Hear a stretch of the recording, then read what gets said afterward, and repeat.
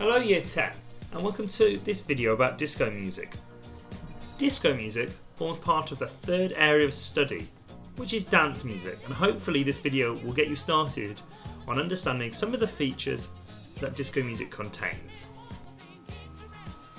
So disco music starts to develop in the 1960s as a main kind of force in the music industry, but actually the real first discotheque, as it was called, originated in France during World War II. Discotheques are just nightclubs or venues in which recorded rather than live music was being played. Now, in the 1960s, the concept of the discotheque was introduced to America and it became very popular. It was cheaper for a club owner to have a DJ than a live band. But it really starts to become mainstream in the 1970s. It starts to originate in New York in America and spreads out from there. And it starts to get some really popular artists such as the Bee Gees, Gloria Gaynor, the Village People.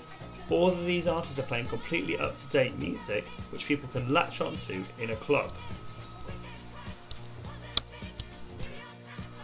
The structure of disco music is actually quite simple. There are just a few sections that make it up. Firstly, we have an introduction, which often has a slower tempo than the rest of the song, and often will introduce a hook into the melody. It's followed by a verse. The verse, of course, is where the tune remains the same, but the lyrics change each time. We then would follow that with a chorus. The chorus has the hook lines that hooks the audience in and makes them remember the song. These are generally repetitive phrases with a narrow range of notes. Another part of the song is the middle eight, or sometimes called the bridge, and this is often an instrumental section without any vocals, but it is generally contrasting and allows us to link a verse and a chorus together, because by this point in the song an audience may be getting bored with the same material being so repetitive. And finally, the final section of all of these songs is an outro or a fade out. This allows the DJ to mix the end of one song with the beginning of the next quite easily. Now the structure could be arranged using the parts we saw in the previous slide to look like the following. Now we have an introduction followed by a verse, a chorus, another verse, followed by another chorus, a middle eight with that different and interesting contrasting material, often instrumental, the chorus, and then the outro. So it's often common to have two choruses just separated by a tiny little bit of music. Within the structure, we'd also have regular 4-bar phrases, backing vocals, and quite a lot of synthesized sounds. There are a few simple features of disco that you need to understand for the exam, and they can be seen in the 3 boxes on the screen. I'm going to start with melody.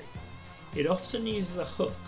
A hook, remember, is a repetitive piece of tune that hooks the audience in and makes them remember the music. We'd often have a solo singer singing the melody, supported by backing vocalists in the chorus. The rhythm, seen in the blue box on the right, is consistent throughout, having a steady tempo of 120 beats per minute. Disco has a 4/4 time signature, and it has a standard drum kit pattern providing a stable rhythm that we will see on the next page. The instrumentation for disco can vary quite enormously depending on the era in which it was written and the lineup that the instrumentalist and performers wanted.